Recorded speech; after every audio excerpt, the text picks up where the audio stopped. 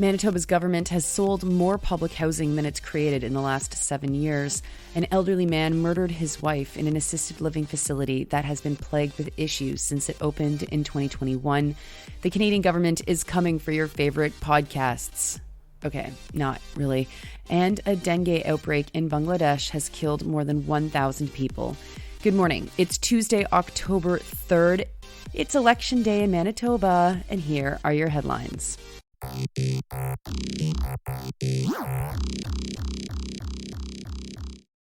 As Manitobans head to the polls today, let's start in the heart of Canada.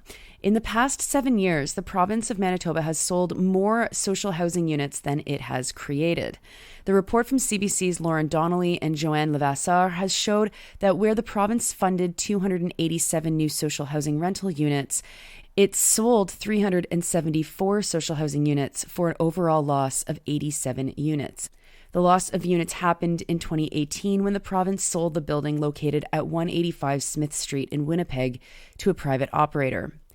Donnelly and Levasseur report that the province defines social housing as units that are rent-geared to income. Units can either be rented for 30% of someone's gross household income or at shelter rates defined by the Employment and Income Assistance Program. Of the new units that were created, about 2/3 of them were actually initiated by the former NDP government. The reporters remind that the province did support other kinds of supportive housing, including 587 units that are affordable, quote unquote.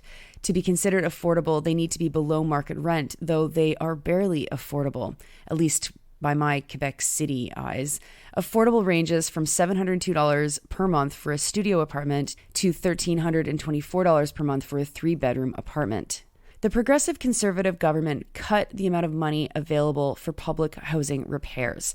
Under the NDP, it was more than $74.6 million, and under the PCs, it was just over $42.3 million per year.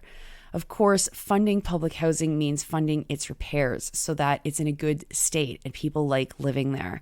Not having enough money to repair public housing drives it into disrepair. Now, if the NDP does win today, and polls indicate that they will need to experience significant pressure to improve their public housing strategy. They, quote, did not commit to meeting the target of building over 3,000 new social housing units in the next 5 years, unquote. Rather, they just promised to build, quote unquote, more. And they're going to remove PST from new affordable housing builds. Sound familiar? Nor did the party answer when asked what target it was using to eliminate the waitlist to move into Manitoba housing. So make sure you vote today, and then make sure you're protesting Premier Wab Kinew tomorrow. Or somehow, if it's still Heather Stephenson, protest her even harder. Next to shocking news in Quebec, an 81-year-old man has murdered a 79-year-old woman in Terrebonne. They were partners, and the murder happened in an assisted living facility called La Ressource de la Rondière. The man didn't live in the facility, and the woman who did live there had Alzheimer's. The man was taken to hospital where he is in a stable, though unconscious state. He hasn't yet been arrested because of being in this state, but investigators say that they've seen enough to consider a murder charge. The facility shares its space with a private retirement residence called L'Etincelle. It opened in 2021 and has 144 rooms, mostly for people who have neurodegenerative illness. But already the facility has been the subject of criticism. The province's ombudsman reported last spring that there are many things that have happened in the facility that have been reported to them. He found that the workers often slept during their shifts. One person fell and caught her foot in a piece of furniture and had to wait in that position until the next morning when staff finally checked in on her. And there have been many security issues identified. Emily Bilodeau and Mesa Farah with La Presse talked to family members of residents who said the facility badly lacked staff. Some doors are not magnetized, and so people get out of their units and even go outside when it is dangerous for them to do so. And for the person they talked to, she didn't think her mother was being adequately watched, even though she had a risk of choking on her own saliva. The third floor is where people with particularly difficult behavior live, and the journalists talked to people who said that police are regularly called there to, quote-unquote, contain clients. Next to news that is the next thing that the far right is seizing on, and as a podcaster, I've been told I'm about to lose my freedom of speech. Which, listen, there is barely freedom of speech in Canada, as there are so many ways other than direct censorship that marginalize speech. But anyway, here's the story. The CBC's Anis Hidari is reporting that online streamers and podcasters will be required to register with the CRTC, which some have spun into being an extreme overreach into the media. Okay, first the news, and then I guess what I think about this. Any streaming and podcasting services with at least $10 million in revenue in Canada will need to register with the CRTC before November 28th. Which, that sentence is already different than the first sentence. I'm not sure if this includes streamers themselves who make at least $10 million or if it's just our platforms. And really, anyone making that kind of money is already likely very much registered with at least CRA. Registration will be as simple as giving the government information like address, phone number, email, and an explanation of the kind of service that it operates. You know, extremely standard stuff if you operate any kind of business already in Canada.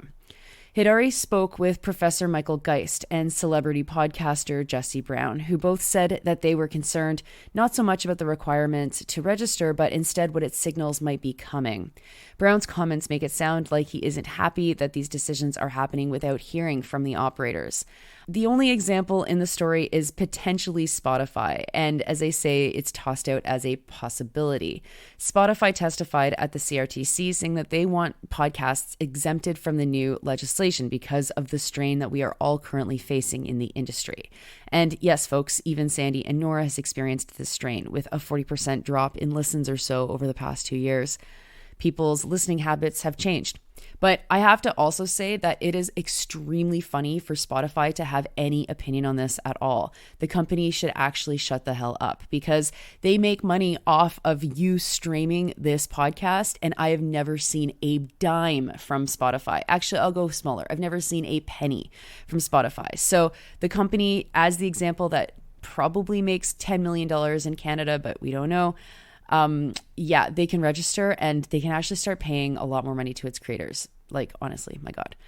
Who's going to make them do that? It's going to be government. Now, not that I have any confidence in the Liberal government to do anything, but to pretend that an unregulated internet, media included, is good is madness. It's ridiculous.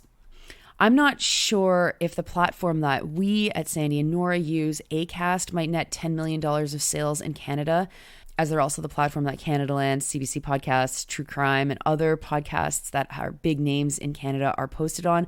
So, that leaves us with maybe Acast, maybe Spotify.